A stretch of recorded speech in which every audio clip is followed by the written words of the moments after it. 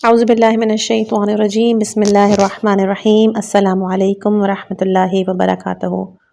خوش آمدید کہتے ہیں آپ کو اس یوٹیوب چینل پر کہ جہاں آپ کو انشاءاللہ ایسی آڈیوز ملیں گی کہ جو آپ کے دلوں کو چھو جائیں گی۔ ہم دعا گو ہیں کہ خداوند متعال آپ کی زندگی میں خوشیاں اور کامیابیاں دیں اور آپ کا ہر دن نئے علم اور بصیرت سے بھرپور ہو۔ ہماری کوشش رہے گی کہ ہم آپ کو نہ صرف بہترین کتابیں بلکہ مفید اور تعلیمی مواد بھی فراہم کریں تاکہ آپ کی زندگی میں روشنی کی کرن بن سکے۔ آئیے ہمارے ساتھ اس نئے سفر کا آغاز کریں اور دعا گو ہیں کہ اللہ تعالی ہم سب کی رہنمائی کرے۔ جس کتاب کو ہم نے شروع کر رکھا تھا اس کتاب کا نام ہے ذکر و فکر، آغا سید ذیشان حیدر جوادی کی کتاب ہے، اور اس کتاب کا 2 حصے کمپلیٹ ہو چکے ہیں اور ابھی ہم حصہ سوم انشاءاللہ شروع کریں گے جو ہے اعمال و احکام کے حوالے سے۔ فلسفہ اسلام۔ کسی بھی قانون کی عظمت و اہمیت کا فیصلہ کرنے سے پہلے یہ معلوم کرنا ضروری ہوتا ہے کہ یہ قانون کس نے بنایا، بنیاد کیا ہے، لانے والا پہنچانے والا کون، اور اس پر عمل کرنے یا نہ کرنے کا انجام کیا ہوگا۔ ان سوالات کے جوابات معلوم کرنے سے پہلے نہ قانون کی اہمیت ہے اور نہ ہی عمل کرنے کی کوئی حیثیت۔ قانون ایک فرضی نظام ہے اور عمل بے تحریک کی حرکت۔ اسلام نے اسی نقطہ نظر کے پیش نظر اپنے احکام پیش کرنے سے پہلے اصول دین و مذہب کی دعوت دی کہ اصول دین ہی در حقیقت ان تمام سوالات کے جوابات ہیں۔ اصول دین ہی سے نظام کی برتری اور اہمیت کا اندازہ ہوتا ہے۔ اسلام کا عقیدہ توحید اس سوال کا جواب ہے کہ اس نظام کا بنانے والا کون۔ عقیدہ عدالت اس امر کی وضاحت کہ اس قانون کی بنیاد کیا ہے۔ عقیدہ نبوت اور امامت قانون کو لانے اور پہنچانے والے کی نشاندہی کرتا ہے، اور عقیدہ قیامت اس پر عمل کرنے یا نہ کرنے کے نتائج کا اعلان کرتا ہے۔ اسلام کے نظام کی دوسری اہمیت یہ ہے کہ اس کے دونوں رخ مکمل ہیں۔ عبد و معبود کے تعلقات کا بھی ذکر ہے اور بندوں کے باہمی تعلقات کا بھی تذکرہ۔ عبد و معبود کے تعلقات کو استوار اور مستحکم بنانے کے لیے عبادت کا نظام ہے، اور بندوں کے باہمی مسائل کو متوازن قرار دینے کے لیے معاملات کا نظام۔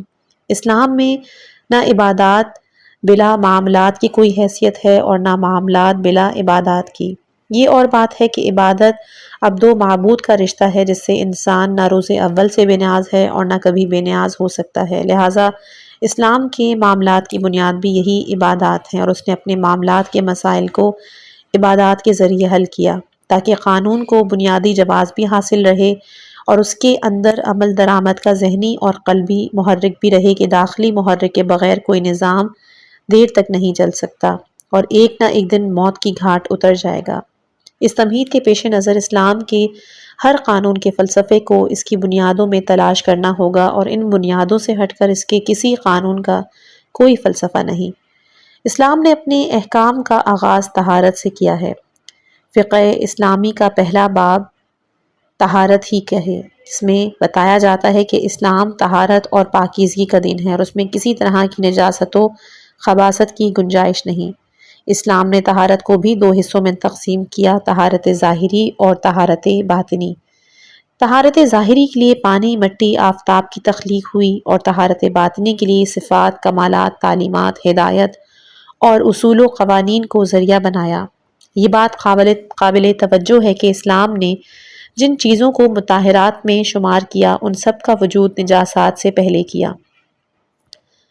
شراب، کتا، منی، مردار، پخانہ، پیشاب، سور، ان سب کا وجود نہیں تھا، لیکن پانی، مٹی، آفتاب کا وجود تھا، جو اس بات کی علامت ہے کہ اس کے نظام میں مطہرات کا وجود پہلے ہے اور نجاسات کا وجود بعد میں۔ تو جس خالق نے ظاہری طہارت میں یہ اہتمام کیا ہے کہ وہ باطنی طہارت کو کس طرح نظر انداز کر سکتا ہے، چنانچہ اس نے باطنی خباثتوں کے وجود سے پہلے ان مقدس انوار کو پیدا کیا جو خود مرکز تطہیر ہے اور تطہیر کائنات کا ذریعہ۔ اس مقام پر ایک سوال یہ پیدا ہوتا ہے کہ اسلام نے تطہیر لباس و بدن پر زور کیوں دیا ہے، براہ راست تطہیر نفس پر زور کیوں نہیں دیا؟ لیکن اس کا جواب یہ ہے کہ جب تک طہارت ظاہر کی اہمیت کا احساس نہیں کرے گا، طہارت نفس کا احساس بھی نہیں کر سکتا۔ ظاہری حصہ نظر آتا ہے، باطن نظر نہیں آتا، تو جب نظر آنے والے حصے کی طہارت کا احساس نہ ہوگا تو نگاہ سے اوجھل عنصر کی طہارت کا احساس کیسے پیدا ہوگا؟ یہی وجہ ہے کہ جو لوگ اپنی پاکیزگی نفس کا اعلان کرنا چاہتے ہیں وہ عام طور سے صاف شفاف لباس زیبتن کرتے ہیں اور اسی ظاہر کی صفائی سے باطن کی طہارت کا اظہار کرنا چاہتے ہیں۔ اس کے علاوہ اسلام اس نقطے پر بھی نگاہ رکھتا ہے کہ تحفظ کا انتظام دور سے ہونا چاہیے۔ لال سگنل سے پہلے زرد سگنل نہ ہوگا تو اچانک گاڑی نہ رک سکے گی اور ایکسیڈنٹ ہو جائے گا۔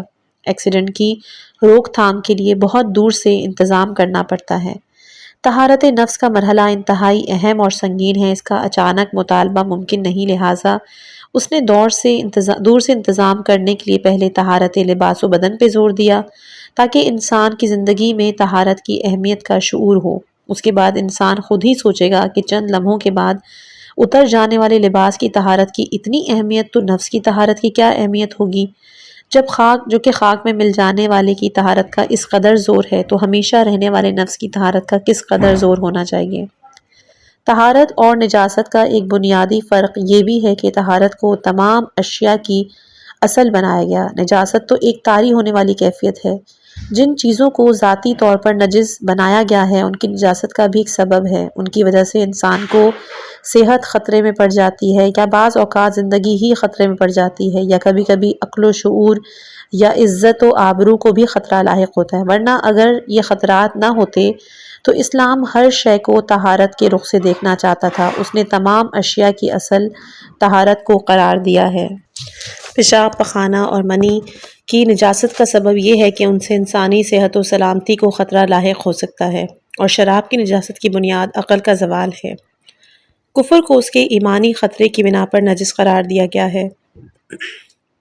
کفر کی بے باک معاشرت انسان کے دل میں مروت پیدا کر سکتی ہے، اور باطل سے مروت کسی وقت بھی حق و حقیقت کی راہ میں نقصان دہ ہو سکتا ہے۔ مومن کی شناخت اشدّ علی الکفار ہے، اور اس کیفیت کو پیدا کرنے کے لیے کافر کے تر بدن سے بھی اجتناب ضروری ہے۔ مبادا کہ کفر کی جراثیم مسلمان کے بدن کی طرف منتقل ہو جائیں اور اس کی حیات ایمانی خطرے میں پڑ جائے۔ یوں تو اسلام نے تمام چیزوں کی اصل طہارت کو قرار دیا، لیکن بعض اشیاء میں اس قدر زور طہارت پایا جاتا ہے کہ وہ دوسری چیزوں کو پاک بھی کر سکتی ہیں، یعنی طاہر بھی ہیں اور مطہر بھی۔ اور یہ شرف سب سے پہلے پانی کو دیا گیا ہے کہ وہی اصل کائنات ہے، اور اسی سے زمین و آسمان کے طبقات کی تخلیق ہوئی ہے، جو اس بات کی علامت ہے کہ جسے تخلیق کے کائنات کی بنیاد قرار دیا جائے اسے طاہر بھی ہونا چاہیے اور مطہر بھی، اور اس کی طہارت کا اہتمام پروردگار کی طرف سے ہونا چاہیے۔ طہارت کے بعد اسلام میں دوسرا بنیادی مسئلہ نماز کا ہے، جس کا فلسفہ صدیقہ طاہرہ جناب فاطمۃ الزہرا نے خطبہ فدق میں ان لفظوں میں بیان کیا کہ پروردگار نے نماز کو تکبر سے پاک کرنے کے لیے واجب قرار دیا کہ انسان اس کی بارگاہ میں سر جھکانے میں شرم محسوس نہ کرے جو اس سے بالا تر ہے، اور جس نے اسے وجود و حیات کی نعمتوں سے سرفراز فرما کر اس دنیا میں بھیجا ہے۔ نماز میں قیام و قعود ہر حال میں اطاعت الہی کا اشارہ ہے۔ رکوع سجود اس کی بارگاہ میں خضوع و خضوع کا اعلان ہے۔ رکوع و سجود کا غیر خدا کے لیے حرام ہونا اعلان ہے کہ اس کے علاوہ کوئی سر جھکانے کے قابل نہیں، وہ جہاں حکم دے دے یہ سر وہیں جھک سکتا ہے، اس کے علاوہ کوئی بارگاہ انسانیت کے سر نیاز جھکانے کے قابل نہیں۔ اذان دعوت اللہ کی اہمیت کا اعلان اور بلال کا مؤذن بن جانا اسلام کے فلسفہ مساوات و مواخات کا اظہار۔ اس کے بعد روزہ ہے جو انسانی زندگی میں قوت صبر و تحمل کی تربیت ہے، اور صبر و تحمل کے بغیر دنیا کا کوئی مرحلہ سر نہیں ہو سکتا۔ صبر و تحمل ہی ہے جو دنیا میں جہاد کی طاقت عطا کرتا ہے اور آخرت میں جہنم سے بچاؤ کا بندوبست، اسی لیے روزے کو جہنم کی سپر قرار دیا ہے۔ صبر اسلام کی نگاہ میں نصف ایمان ہے، لہٰذا روزہ انسان کو نصف ایمان کے مرحلے تک پہنچاتا ہے۔ اب اگر نماز نے سجدہ شکر کا خگر بنایا تو ایمان کے دونوں حصے مکمل ہو جائیں گے اور انسان ایمان کامل کے درجے پر فائز ہو جائے گا۔ اس کے بعد ہے حج بیت اللہ۔ حج بیت اللہ کا فلسفہ لباس احرام کی سادگی، محرمات احرام کی حرمت، خانہ کعبہ کی محرویت و مرکزیت، عرفات و مشر کی عبادت، میدان منی کی قربانی اور جمرات کی رمی سے بالکل واضح ہو جاتا ہے کہ پروردگار انسان کو ایک سادہ زندگی دینا چاہتا ہے اور ہر طرح کی لذت پر کنٹرول کرنے کی تعلیم اس کی نگاہ میں مسلمان کی زندگی کا محور و مرکز خانہ خدا کو ہونا چاہیے، اور اس کی راہ میں کسی طرح کی قربانی سے دریغ نہیں کرنا چاہیے، نہ ہی کسی شیطان رجیم کی کوئی پرواہ۔ حج بیت اللہ میں اگر قربانی جناب ابراہیم و اسماعیل کی یادگار ہے تو صحیح جناب ہاجرہ کی یادگار۔ گویا اسلام اخلاص کی راہ میں صنفی تفرقے کو بھی ختم کر دینا چاہتا ہے کہ کسی عورت نے بھی اخلاص سے کوئی کام انجام دیا ہے تو اسے بھی باقی رہنا چاہیے اور اس کے نقش قدم پر مردوں کو بھی چلنا چاہیے۔ اس کے بعد ہے امر بالمعروف و نہی عن منکر۔ معاشرہ اور مذہب دونوں سے ہمدردی کی علامت ہے کہ مسلمان نہ اپنے مذہب کی بربادی کو برداشت کر سکتا ہے، نہ اپنے معاشرے کی تباہی پر خاموش رہ سکتا ہے۔ اس کا کھلا ہوا اصول یہ ہے کہ جب مذہب پر آنچ آنے لگے، معاشرہ تباہی کے گھاٹ اترنے لگے تو خبردار، خاموش نہ بیٹھنا بلکہ میدان عمل میں اتر آنا اور اپنے آخری امکان تک نیکیوں کے رواج اور برائیوں کی روک تھام کی کوشش کرنا۔ اس طرح سے تمہارے ذوق ایمانی کا بھی اندازہ ہوگا اور اسلام کے احکام کو بقا کی ضمانت بھی مل جائے گی۔ اور آخری تولا و تبرہ، نیکیوں سے محبت کے ساتھ نیک افراد سے محبت کا اعلان، اس حقیقت کا اظہار کہ نیک انسانوں سے ہٹ کر نیکی سے محبت کرنے کا کوئی تصور نہیں۔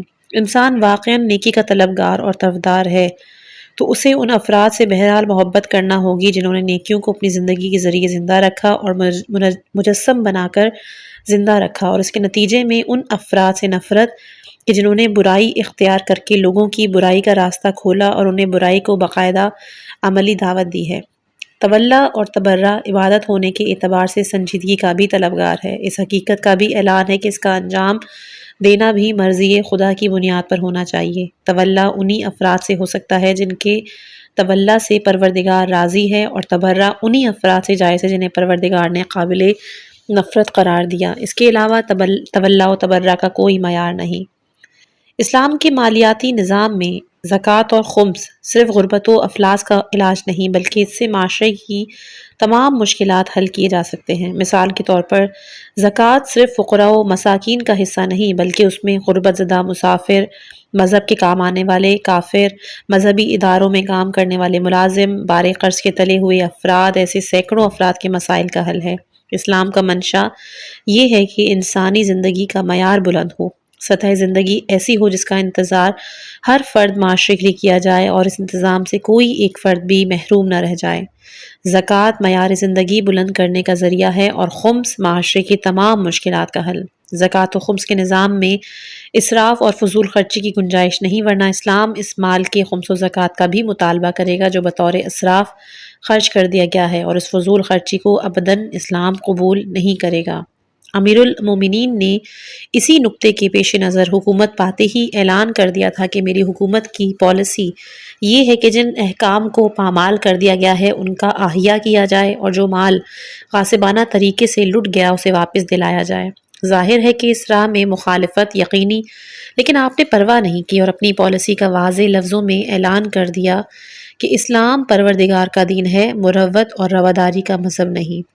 رب کریم تمام امت اسلامیہ کو اسلامی احکام کی مصلحتوں کو سمجھنے کی توفیق عطا فرمائے اور ان پر عمل کرنے اسلامی کی قوانین صلاحیت فرمائے۔ بے شمار امتیازات و خصوصیات پائے جاتے ہیں کہ جن کا شمار کرنا انسانی امکان سے بالاتر امر ہے، لیکن ذیل میں صرف 5 بنیادی مسائل کی طرف اشارہ کیا جا رہا ہے۔ تفاصیل کے لیے دفتر کے دفتر اور صحیفوں کے صحیفے درکار ہیں۔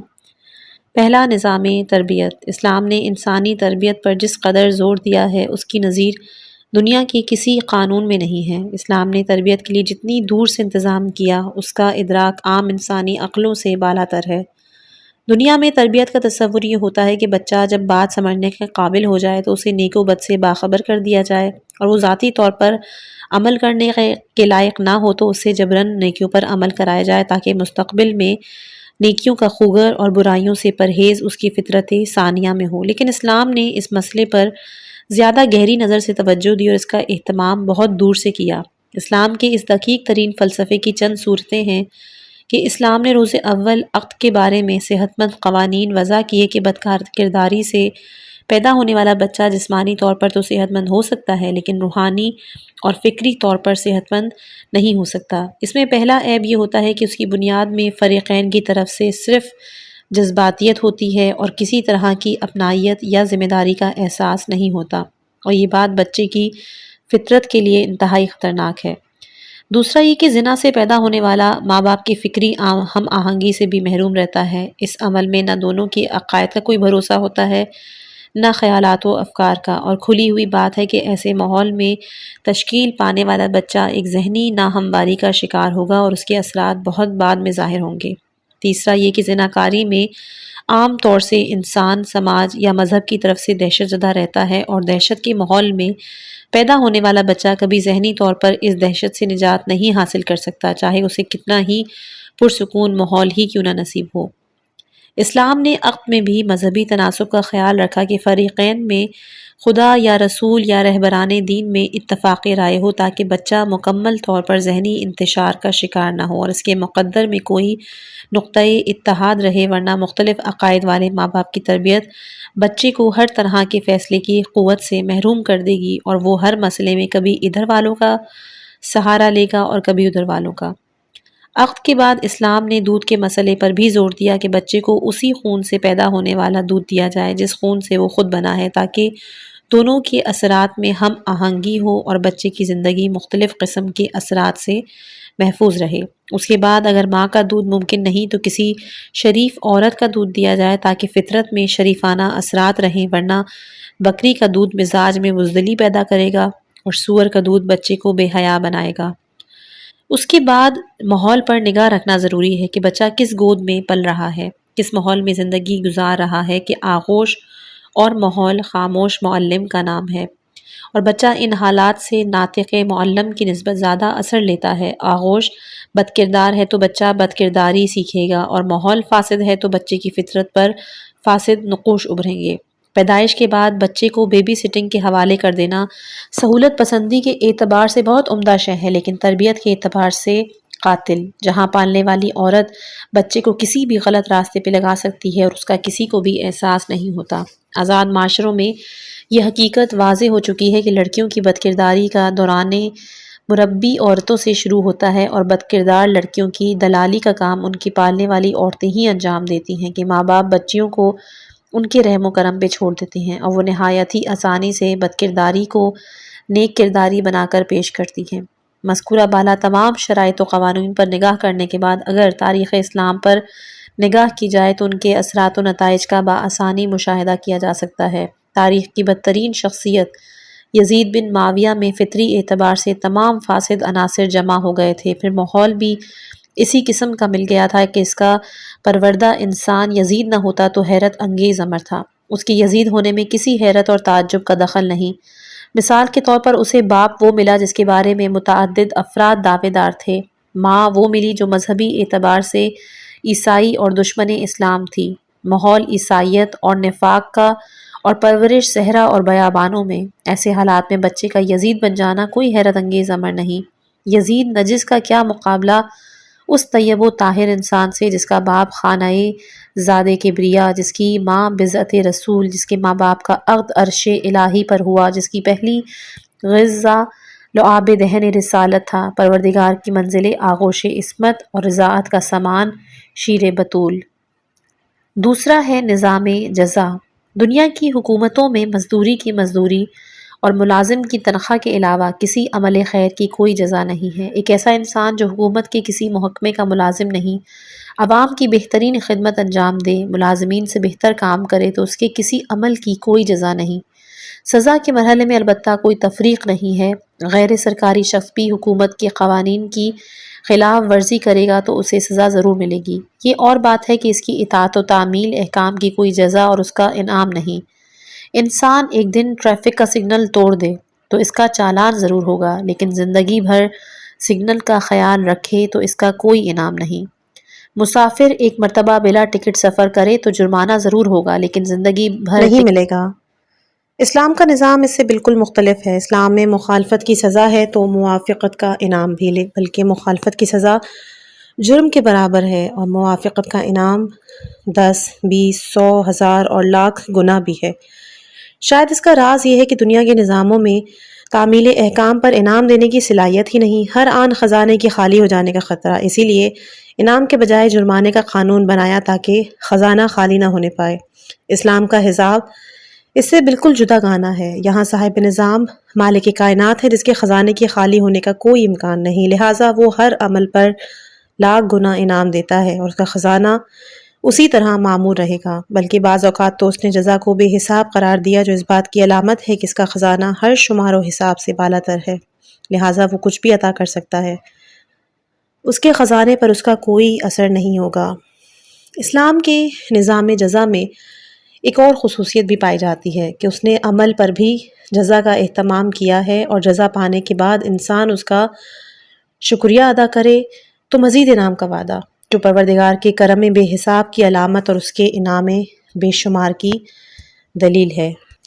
اسلام کا ایک امتیاز یہ بھی ہے کہ اس نے جزا میں عمل کی حیثیت کا خاص لحاظ رکھا۔ ایسا نہیں کہ ہر عمل کرنے والے کو ایک قسم کا انعام یا ہر عمل کی ایک جیسی جزا، وہ ہر عمل پر عمل کی نوعیت اور عمل کرنے والے کی حیثیت کے مطابق اجر دیتا ہے۔ اس کا راز یہ ہے کہ وہ ہر قسم کی جزا دینے پر قادر ہے، اور کوئی عمل اس کے انعام کی حدوں سے بالا تر نہیں ہو سکتا۔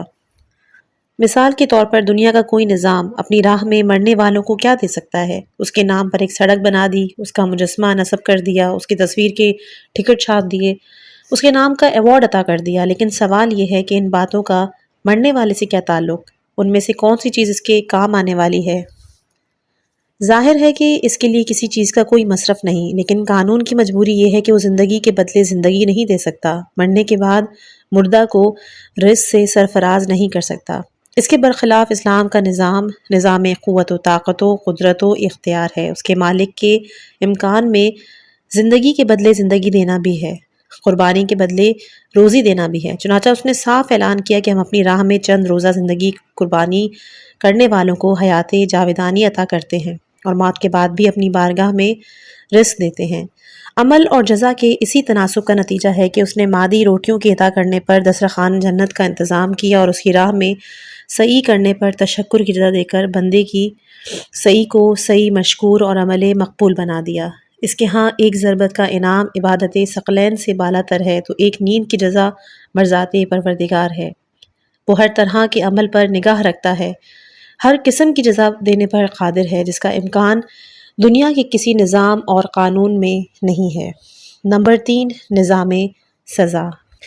اسلام کا نظام سزا بھی اس دنیا کے نظام جزا کی طرح دنیا کے نظاموں سے بالکل مختلف ہے۔ دنیا کے نظاموں میں عمل اور سزا میں کوئی تناسب نہیں، اسلام کے نظام کا امتیاز اس کا تناسب ہے۔ مثال کے طور پر دنیا میں 10 طرح کے جرائم کرنے والوں کو ایک ہی جیل میں بند کر دیا جاتا ہے، اس کے عمل اور اس کی سزا میں مدت و کیفیت زندان کے علاوہ کوئی فرق نہیں، جبکہ اسلام اس پر ایک خصوصی نگاہ رکھتا ہے۔ وہ چوری کرنے والے کے ہاتھ کاٹتا ہے کہ یہ عمل عام طور پر ہاتھ سے انجام پاتا ہے، زنا کرنے والے کو کوڑے لگاتا ہے، اس عمل کا تعلق سارے بدن سے ہے، قتل کا بدلہ قتل کی شکل میں دیتا ہے، آبرو ریزی کا بدلہ شارع عام پر سنگسار یا تازیانی کی شکل میں، تاکہ اپنی آبرو جانے کا احساس بھی پیدا ہو۔ دنیا کے نظاموں میں ناقص اعمال کی سزا ہے، لیکن مکمل جرم اور بدترین اقدام کی کوئی سزا نہیں۔ ایک شخص نے خودکشی کے ارادے سے زہر کھایا اور زندہ رہ گیا تو اس کی سزا ہے، لیکن اگر جرم مکمل ہو گیا اور موت واقع ہو گئی کوئی سزا نہیں، جبکہ اسلام مختلف ہے، اس نے تکمیل جرم کے بعد بھی سزا کا اہتمام کیا ہے۔ جس طرح مجرم نے ہمیشہ کے لیے امانت الہی میں خیانت کی، زندگی کا ابدی خاتمہ کیا، اس طرح اسے جہنم میں بھی ہمیشہ رہنا ہوگا۔ اسلام کی سزا کا ایک امتیاز یہ بھی ہے کہ اس میں توبہ کرنے، معافی مانگنے کی مہلت دی جاتی ہے، اور یہی وجہ ہے کہ سزا میں جلدی نہیں کی جاتی، بلکہ اکثر اعمال کی سزا کو آخرت پر اٹھا کے رکھ دیا گیا ہے۔ دنیا میں صرف ان اعمال کی سزا دی جاتی ہے جن کا تعلق دوسرے انسانوں کے حقوق سے ہو، یا جن پر سزا نہ دینے کی بنا پر سماج کی تباہ و برباد ہو جانے کا خطرہ ہو۔ اس کے علاوہ سارے اعمال کی سزا آخرت سے متعلق ہے، دنیا سے کوئی تعلق نہیں۔ اور اس کا ایک راز یہ بھی ہے کہ دنیا کے نظاموں کو مجرم کے ہاتھ سے نکل جانے کا خطرہ ہے، اسلام کے مالک کو اس امر کا کوئی خطرہ نہیں۔ اسے معلوم ہے کہ بندہ میری گرفت سے باہر نہیں جا سکتا، وہ مر بھی جائے گا تو بالآخر میری ہی بارگاہ میں آئے گا، انا للہ و انا الیہ راجعون، لہٰذا جلد بازی کی کوئی ضرورت نہیں، توبہ و استغفار کا موقع دینا چاہیے۔ سزا میں جلدی وہ کرتا ہے جسے مجرم کے ہاتھ سے نکل جانے کا خوف ہوتا ہے۔ دنیا کے نظام سزا کا ایک عیب یہ بھی ہے کہ جاہل کی سزا زیادہ ہے اور پڑھے لکھے کی کم۔ جاہل معمولی جیل میں رکھا جاتا ہے اور پڑھا لکھا سمجھدار انسان اعلیٰ درجے کی جیل میں، جبکہ قانونی طور پر جاننے والے کی سزا زیادہ ہونی چاہیے کہ اس نے علم کی توہین کی، جان بوجھ کے جرم کا ارتکاب کیا۔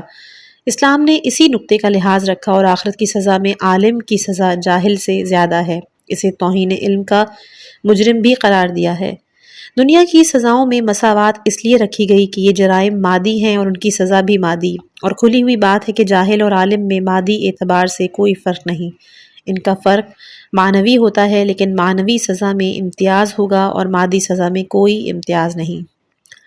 چوتھا، بنیادی احکام۔ دنیا کے احکام و اسلامی احکام کا ایک بنیادی فرق یہ بھی ہے کہ دنیا کے احکام حاکم کی حاکمیت کے اظہار یا معاشرے کی اصلاحی تدبیر کے ترجمان ہوتے ہیں، ان کی کوئی واقعی بنیاد نہیں ہوتی جس کی روشنی میں احکام کی واقعیت اور ان کی اہمیت کا اندازہ کیا جا سکے۔ لیکن اسلام کے احکام چند بنیادی اصولوں پر ہیں، انہیں اصولوں کے ذریعے ان کی اصالت اور واقعیت کا اندازہ کیا جا سکتا ہے۔ اسلام اس کائنات میں 5 امور کی اہمیت کا قائل ہے اور ان کے بارے میں کسی طرح کے سمجھوتے کا قائل نہیں: عقیدہ، عقل، جان، مال اور آبرو۔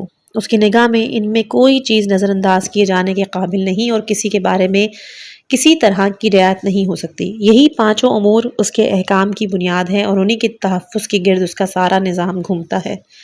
اس نے بعض احکام ان جواہرات کی حفاظت اور ترقی کے لیے بنائے ہیں اور بعض انہیں ہر طرح کے خطرات سے محفوظ رکھنے کے لیے وضع کی ہیں۔ مثال کے طور پر، پہلا کہ اس نے عقائد کے استحکام کے لیے علم و معرفت کو قرار دیا اور اس راہ میں کسی طرح کی تقلید کو جائز نہیں قرار دیا کہ تقلیدی علم ایک شخص کے اعتماد سے پیدا ہو سکتا ہے تو دوسرے شخص کے اعتماد سے فنا بھی ہو سکتا ہے۔ اسلام کسی ایسے عقیدے کا حامی نہیں کہ جس میں ثبات و استقلال نہ ہو اور وہ صرف لوگوں کے کہنے سے فنا ہو جائے۔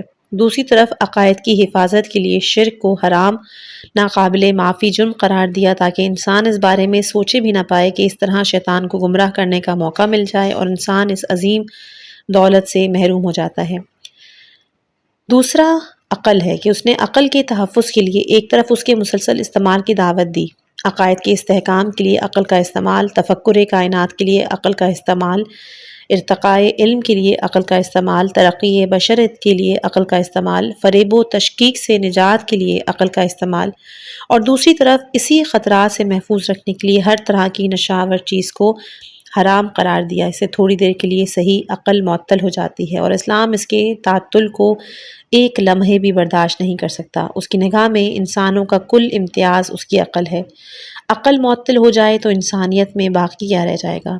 عقل کی عظمت کے لیے روایات میں اس نقطے کی طرف اشارہ کیا گیا ہے کہ عقل محفوظ ہے تو انسان برائی سے محفوظ ہے، لیکن عقل معطل ہو تو انسان ہر طرح کی برائی انجام دے سکتا ہے۔ گویا عقل ایک سد سکندری ہے جو انسان کو ہر سیلاب و آفتاب سے محفوظ رکھتی ہے۔ اس کا تعطل ایک باندھ کا ٹوٹ جانا ہے جس کے بعد پوری انسانی آبادی سیلاب و طوفان کی نظر ہو سکتی ہے۔ تیسرا تھا جان۔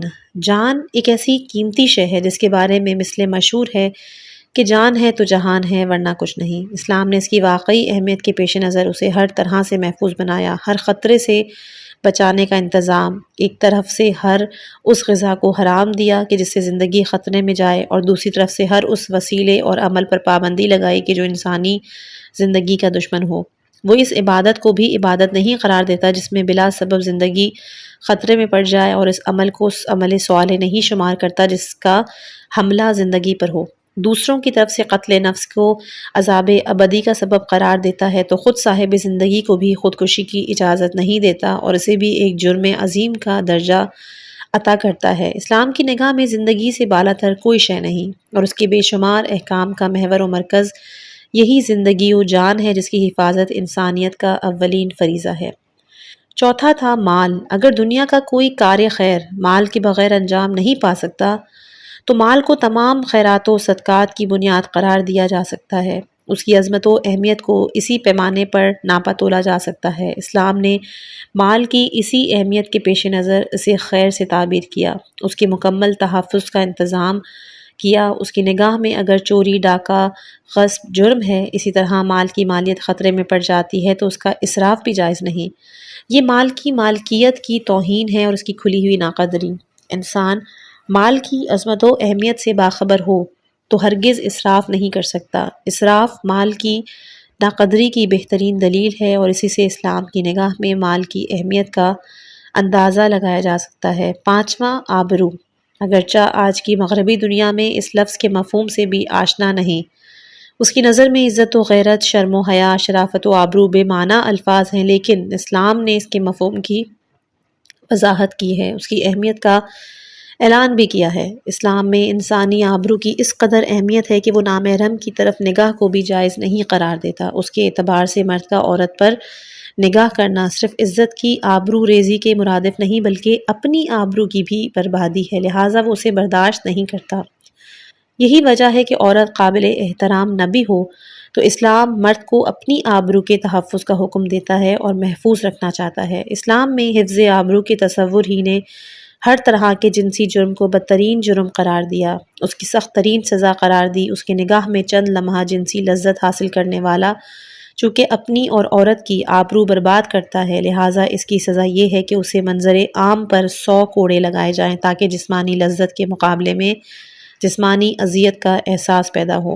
آبرو ریزی کی سزا میں مجمع عام میں بے آبروئی کا سامنا کرنا پڑے۔ کھلی ہوئی بات ہے کہ غیر شادی شدہ عورت کی آبرو ایک شخص کی آبرو ہے، لہٰذا اسلام نے اس کی سزا 100 کوڑوں کی شکل میں معین کی، لیکن شوہردار عورت سے زنا 2 انسانوں کی آبرو سے کھیل ہے، لہٰذا کوڑے کے بجائے سنگسار کا حکم دیا ہے۔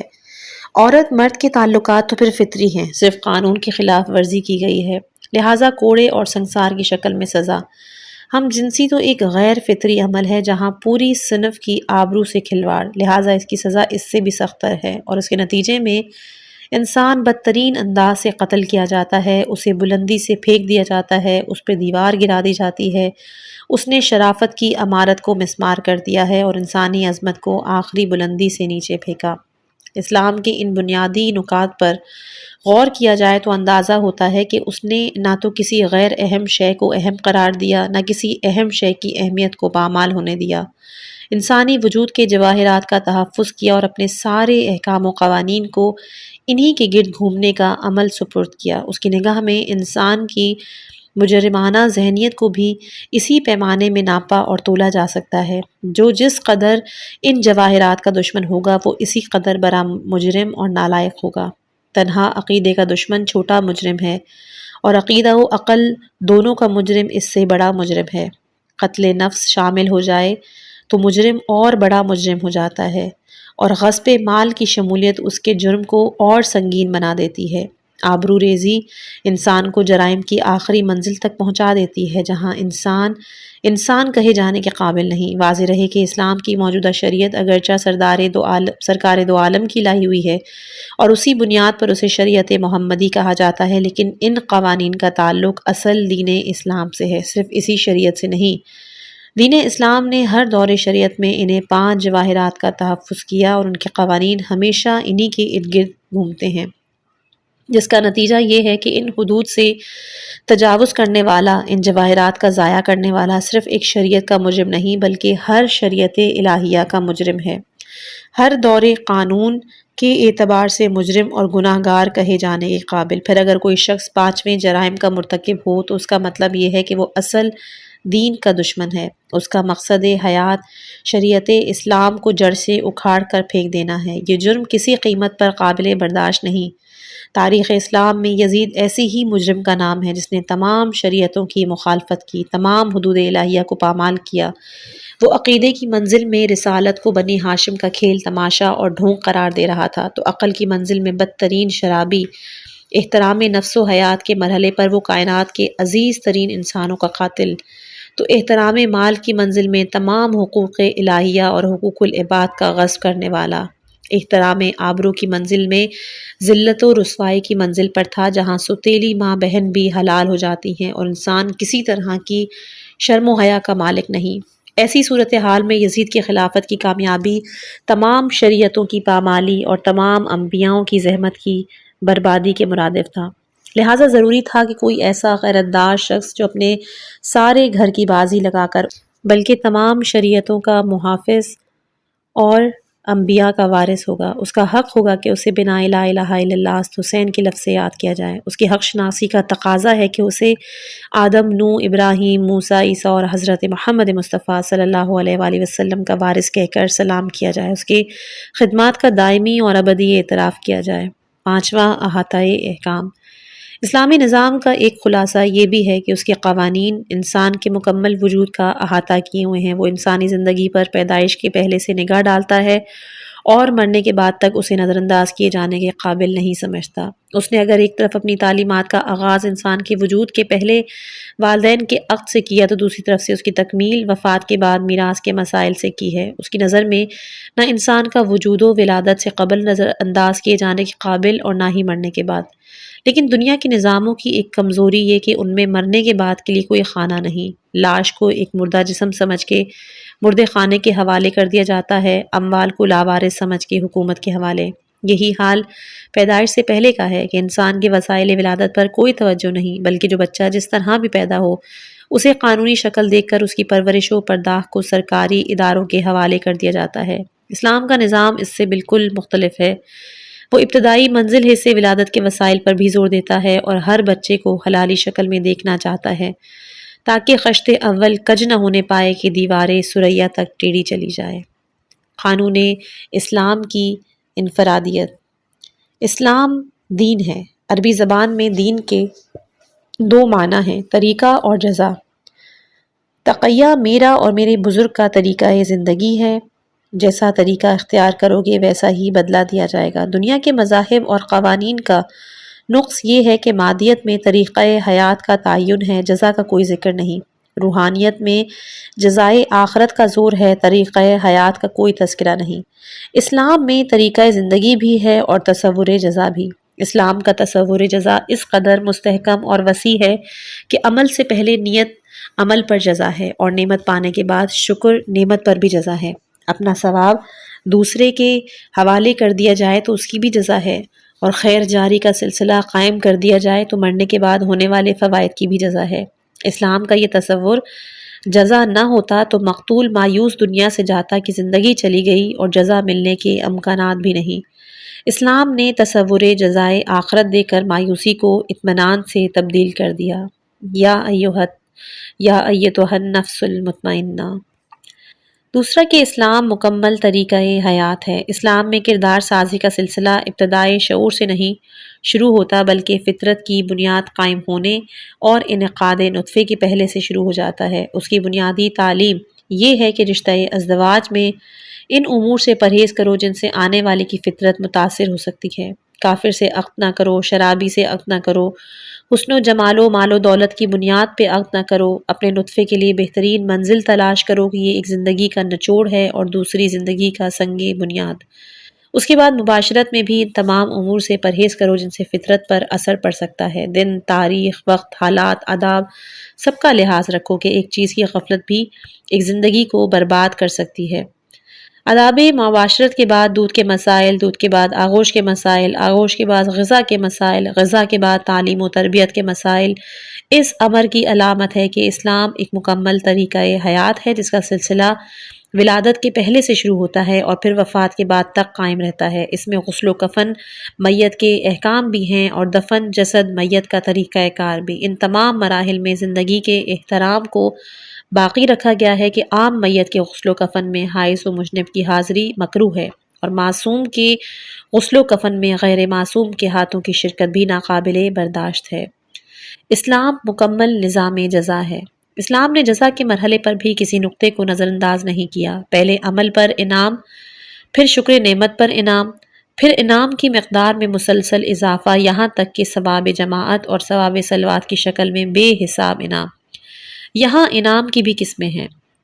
انعام دنیا جیسے اطاعت معصوم، جو انعام دنیا میں معصوم کو اس کی تبلیغی خدمات پر کی بنا پر ملتا ہے، یا احسان والدین جو والدین کو ان کی خدمات تربیت کی بنا پر ملتا ہے۔ انعام بشکل جنت کہ جو ہر مومن کے عمل صالح پہ ملتا ہے۔ انعام بشکل رضا کہ جو شب ہجرت جان کی قربانی پر دیا گیا۔ انعام بشکل تشکر کہ جو اہل بیت کو ان کی صحیح پر دیا گیا، ان کی صحیح کو صحیح شکور بنایا۔ انعام بشکل ذات واجب خدایا جس نے تجھے پا لیا اس نے کیا کھو دیا۔ اسلام میں نظام سزا بھی جذباتی یا خواہشاتی نہیں ہوتی، بلکہ اس کی بھی بنیاد ہے۔ اس کی نظر میں زندگی کے 5 بنیادی جواہرات ہیں، انہی کے بارے میں کوتاہی موجب سزا بن جاتی ہے۔ وہ 5 ہیں: عقیدہ، عقل، جان، مال اور آبرو۔ عقیدے کے تحفظ کے لیے کفر، شرک، الحاد، نفاق، شک و ریب وغیرہ کو قابل سزا ہے۔ عقل کے تحفظ کے لیے شراب اور تمام نشہ آور چیزوں کو حرام اور باعث سزا قرار دیا ہے۔ جان کے تحفظ کے لیے قتل نفس کی جملہ قسمیں اور خودکشی قابل سزا ہے۔ مال کے تحفظ کے لیے سرقہ، غصب جیسے تمام امور قابل سزا ہیں، اور آبرو کے تحفظ کے لیے زنا سے لے کر نامحرم تک نظر تمام امور کو حرام اور قابل سزا قرار دیا گیا ہے۔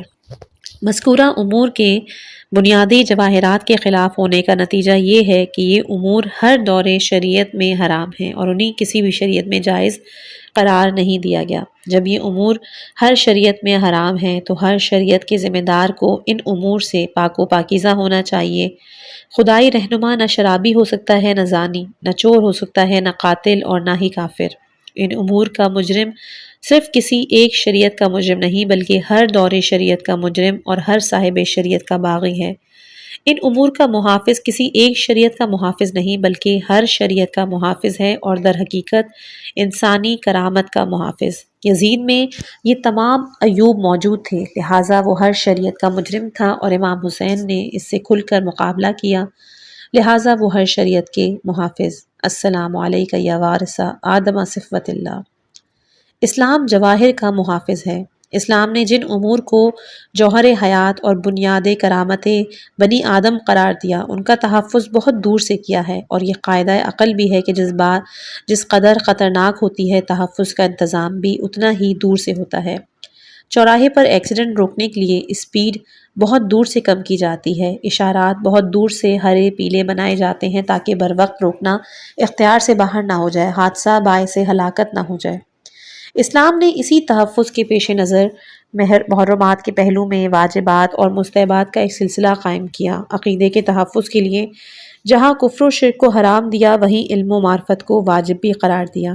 عقل کے تحفظ کے لیے عقائد میں اس کے استعمال کو واجب بنایا۔ جان کے تحفظ کے لیے احترام مومن، عیادت مومن، سلام مومن جیسے احکام معین کیے۔ مال کے تحفظ کے لیے جملہ معاملات تجارت، اجارہ، شرکت، ان سب کے احکام معین ہیں، اور آبرو کے تحفظ کے لیے ہر شخص کی نگاہیں نیچی رکھنے کا حکم، عورت کو حجاب کے زیور سے آراستہ تاکہ واجبات و محرمات سب مل کر جواہرات زندگی کا تحفظ کریں اور کسی موڑ پر یہ سرمایہ ضائع نہ ہونے پائے۔ اسلام میں تناسب جرم و سزا ہے۔ دنیاوی قوانین میں عام طور سے 2 طرح کی سزائیں ہیں، جرمانہ اور جیل، اور ان سزاؤں میں جرائم کی نوعیت کا کوئی دخل نہیں۔ اس طرح نہ مجرم کو جرم کی سنگینی کا احساس ہوتا ہے نہ باہر والوں کو جرم کی نوعیت کا، لیکن اسلام نے جرم و سزا میں تناسب قائم کر کے مجرم کو بھی احساس دلا دیا، باہر والوں کو بھی ہوشیار کر دیا کہ ایسے جرم پر اس طرح کی سزا کا سامنا ہوگا۔ مثال کے طور پر اس نے مرتد ہو جانے والے کی سزا قتل کو قرار دیا ہے، جبکہ وہ خدا کے وجود کا انکار کر رہا ہے تو خدا کے بغیر بندے کا وجود کس طرح رہ سکتا ہے۔ قتل کی سزا کو قتل قرار دیا کہ اگر مقتول کی زندگی کی کوئی حیثیت نہیں تو پھر قاتل کی زندگی کی بھی کوئی حیثیت نہیں، یہ بلا جیل یا جرمانہ سے نہیں ٹل سکتی۔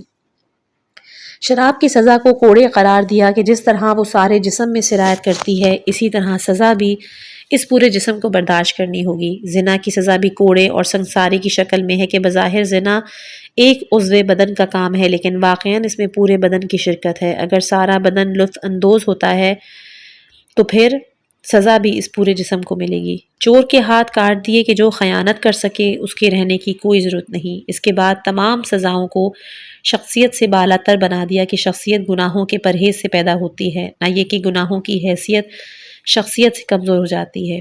اسلام میں جزا و سزا کا ایک وقت مقرر ہے۔ دنیا کے نظام میں جزا و سزا میں عجلت کا سب سے بڑا راز یہ ہوتا ہے کہ مجرم کے ہاتھ سے نکل جانے کا اندیشہ۔ کسی ملک کا مجرم اگر ملک کی حدود سے نکل گیا، اس نے دوسرے ملک میں پناہ لے لی تو اب قانون ہر طرف سے مجبور اور سزا کا اختیار اس کے ہاتھوں سے نکل گیا، اس کی بنیادی وجہ یہ کہ ہر ملک کے ایک حدود معین ہے اور ان حدود سے باہر قانون یا سربراہ مملکت کا کوئی اختیار نہیں۔ اسلام میں ملک الہی کا تصور مختلف ہے، اس کے عقیدے میں یہ کل کائنات ایک خالق کی ہے اور وہی اس کا مالک و حاکم ہے، لہٰذا اس کی حدود مملکت سے باہر نکل جانے کا تو کوئی سوال ہی نہیں۔ وہ اگر دنیا میں حد جاری کرتا ہے تو اس کا مقصد دوسروں کے لیے عبرت یا مجرم کا دوبارہ جرأت گناہ نہ کرنے کا مقصود، اور اس کا راز بھی یہی کہ اگر تمام جزا و سزا کا معاملہ مستقبل پر چھوڑ دیا جائے تو کمزور ذہن ناقص عقیدے کے انسان اس کی طرف سے یکسر غافل ہو جائیں گے، پھر کوئی گناہوں سے روکنے والا نہیں ہوگا۔ اس نے ان تمام جرائم کی سزا دنیا میں رکھی جن پر نظام کے چلنے اور انسانیت کے باقی رہنے کا دار و مدار تھا، اور اب باقی زندگی کا محاسبہ آخرت پہ چھوڑ دیا۔ اسلام کے نظام حدود کا جائزہ لیا جائے تو اندازہ ہوگا کہ اس نے 5 قسم کے جرائم کی سزا دنیا میں رکھی، اور یہ وہی جرائم ہیں جن کا تعلق زندگی کے ان 5 جواہرات سے ہے۔ سابق میں اشارہ کیا جا چکا ہے کہ اسلام کی جملہ قوانین کی بنیاد 5 جواہرات کے تحفظ پر ہے: مذہب، عقل، جان، مال، آبرو۔ ان امور کے تحفظ کے بغیر نظام کے چلنے یا دنیا میں امن و امان قائم ہونے کا کوئی تصور نہیں، اس لیے اسلام نے ان کی سزا دنیا ہی میں مقرر کی تاکہ لوگ عبرت حاصل کریں اور سماج تباہ و برباد نہ ہونے پائے۔ اس نے مذہب سے بغاوت کرنے اور مرتد ہو جانے کی سزا قتل قرار دی کہ جو شخص وجود خدا کا قائل نہیں، اسے اپنے وجود کے اسبات کا کوئی جواز نہیں، اس لیے مخلوق کا وجود خالق کے بغیر ممکن نہیں ہے۔ عقل کے تحفظ کے لیے مسکرات کے اعمال پر 80 کوڑے معین کیے کہ یہ شخص وجود خالق کا اقرار رکھتا ہے لیکن اس کے نشے سے عزت کو خطرہ ہے، لہٰذا اسے سر عام رسوا ہونا چاہیے۔ مال کے تحفظ کے لیے چور کے ہاتھ کاٹنے کا فیصلہ تاکہ جرم کا استحصال ہو جائے اور دوسرا آدمی ایسے گناہ کا ارتکاب نہ کرے۔ جان کے تحفظ کے لیے قتل کی قصاص کو قتل ہی قرار دیا تاکہ انسان یہ محسوس کرے کہ اگر دوسرے کی زندگی کی قیمت نہیں تو اس کی زندگی کی بھی کوئی قیمت نہیں۔ آبرو کے تحفظ کے لیے زنا، لواط، تہمت زنا جیسے تمام امور پر حد مقرر کہ یہ امور دوسروں کے لیے بھی آبرو ریزی کرتے ہیں اور در حقیقت اپنی آبرو کا بھی خاتمہ۔ اس کے بعد دیگر جملہ جرائم کی سزا آخرت میں رکھی اور جزا کا نظام بھی آخرت سے متعلق کر دیا، اور اس کے بھی 2 اسباب ہیں۔ پہلا یہ کہ جزا و سزا کا اسلامی تصور دنیا میں ممکن نہیں۔ اسلام جزا اس ثواب کو کہتا ہے جس میں کسی طرح کے عذاب، الم، رنج، دکھ، درد کی آمیزش نہ ہو، اور سزا اس عذاب کو کہتا ہے جس میں کسی طرح کی راحت کا تصور نہ ہو۔ کھلی ہوئی بات ہے کہ اس تصور کا تحقق اس دنیا میں ناممکن ہے۔ دنیا میں کوئی ایسی راحت نہیں جس میں تکلیف کا پہلو نہ ہو، کوئی ایسی تکلیف نہیں جس میں راحت اور فائدے کا تصور نہ ہو، اسی لیے واقعی ثواب و عذاب کا تصور اس دنیا میں ناممکن ہے۔ اس کے لیے ایک ایسے عالم کا ہونا ضروری ہے جہاں خواہشات بھی آزاد ہوں اور ان کی تسکین کا سامان بھی ہو، کسی طرح کی روحانی اذیت کا امکان بھی نہ ہو۔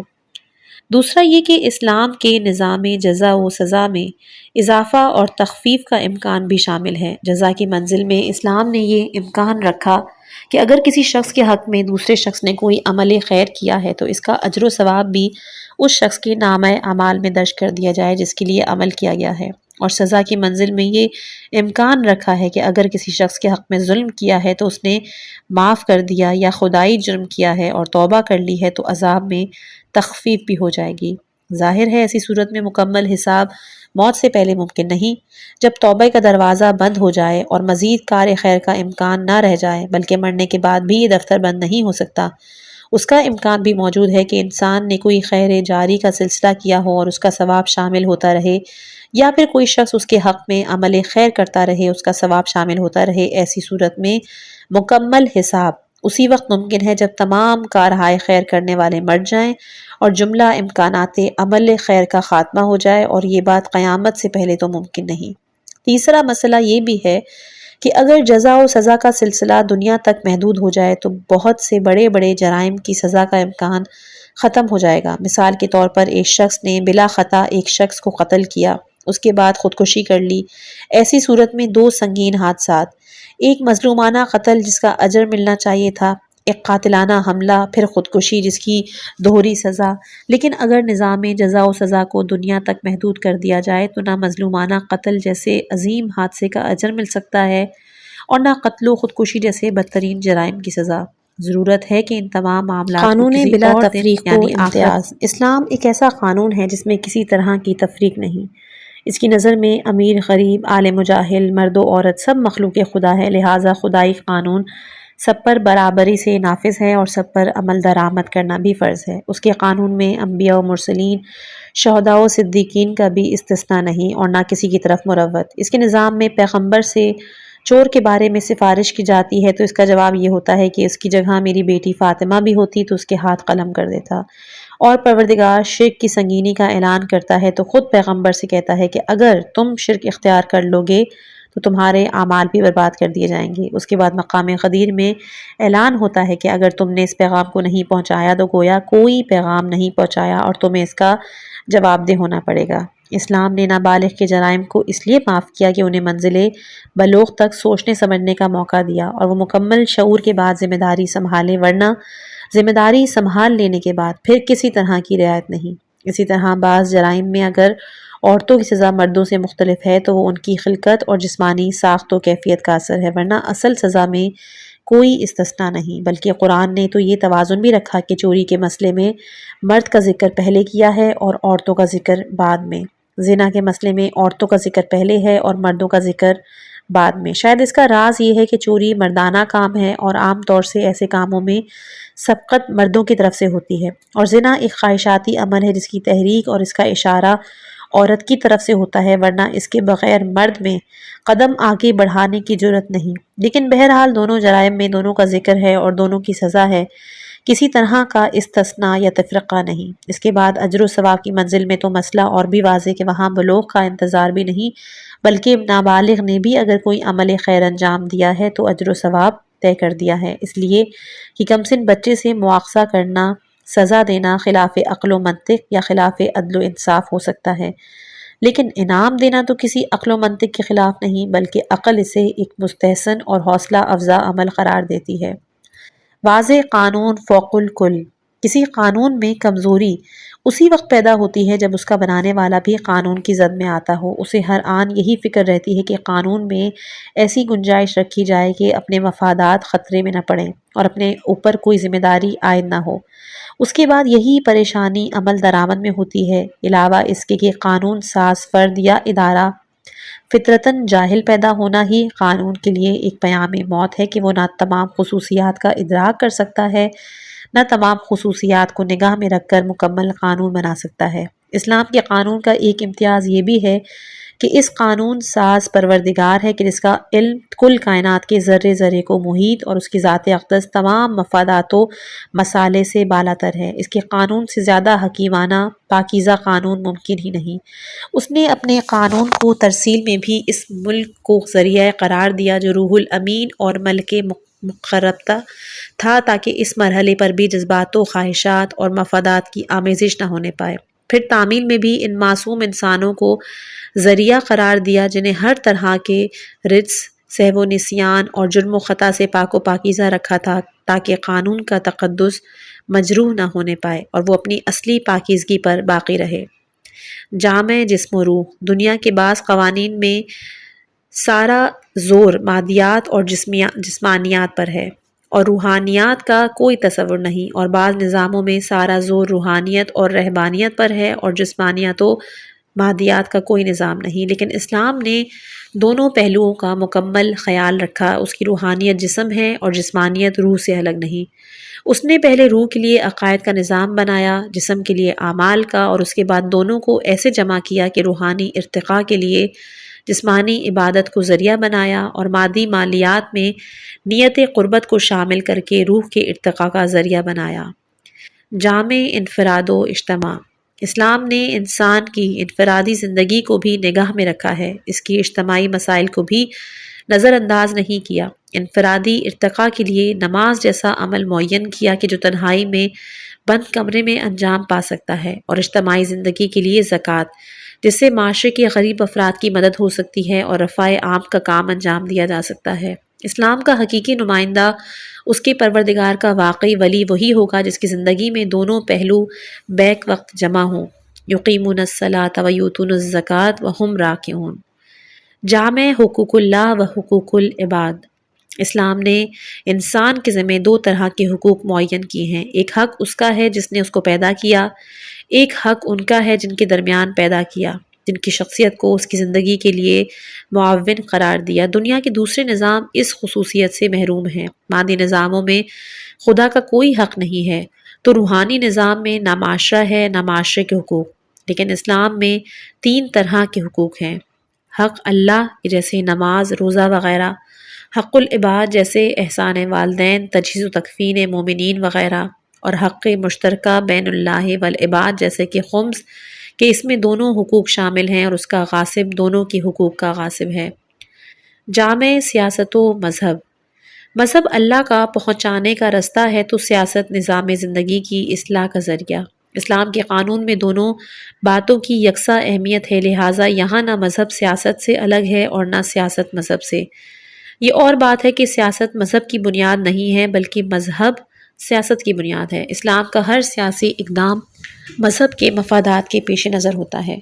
وہ جنگ کرتا ہے تو نماز کے قیام کے لیے، جنگ روکتا ہے تو نماز کے قیام کے لیے۔ اس کے علاوہ اسلام نے جملہ سیاسی مسائل کو مذہب کے زیر اثر طے کیا ہے۔ اس کی عبادت میں سیاسی رنگ انتہائی واضح ہے۔